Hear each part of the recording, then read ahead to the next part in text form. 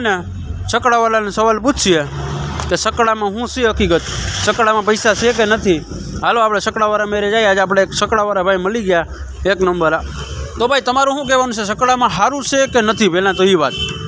રિક્ષાના અંદર તો ભાઈ લઉં ને તો એમાં હું છોકરા મોટા થાય, એમાં 5 રૂપિયા તમે બનાવી ન શકો. આના કરતાં બીજો ધંધો સારો, આમાં રૂપિયા ન બનાવી શકો. તો મેં તો એવું સાંભળ્યું કે ઘણા કહે કે મેં સકડામાં જમીન બનાવી, બંગલા બનાવ્યા. એ બધી સાચી વાત કે ખોટી વાત? એ તો 2 નંબરવાળા કોઈ પણ કરી બતાવતા હોય, પણ મને એમાં ખબર જ છે. અમે શાકભાજીના નીકળે ને છોકરા મોટા થાય, બસ એમાં કંઈ તમે કરોડપતિ ન બની શકો. તમારું માંડ ઘર રોલિંગ આવ્યા કરે. તો ભાઈ જો તમે સાંભળો હો કે રિક્ષામાં અત્યારે કંઈ નથી, બધા કહેતા હોય કે રિક્ષામાં મેં આ કર્યું, તો એ બધી વાત ખોટી છે.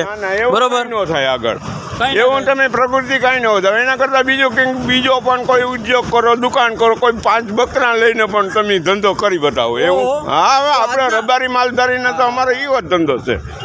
આજના સમયમાં સકડો લેવાય કે ન લેવાય? નહીં ને, આ સમયમાં રિક્ષા લેવાની ખાસ જરૂર નથી. અટાણે ખાલી 5 છોકરા. અત્યારે જો જીવાભાઈ, પહેલી વાત જીવાભાઈ, આપણે યુવા પેઢીને તમે સમજાવો, અત્યારના સમયમાં વાહનનો ધંધો કરાય કે ન કરાય? વાહનનો ધંધો કરવાનો તો તમારે કોઈ લોઢાયેરી લેણા દેવી હોય ને તો કરી બતાવે. નકર જો તમે 2 દાન ભટકાવો એટલે તમારે મૂકી દેવો પડે, હાથ પૈકી લાગીને. બાકી ભંગાવાનો છે એ ફાઇનલ છે 100%. કારણ કે એ ધંધો જ એવો છે. આ લોખંડ તો તમને ફરીભૂત થાય ને એને જ થાય. નકર આ લોખંડમાં કોઈને બેડો પાર નથી થતો. આમાં તો બાલ બસ્તા નબી ને આગળ વધી. ઓકે ભાઈ, થેન્ક યુ.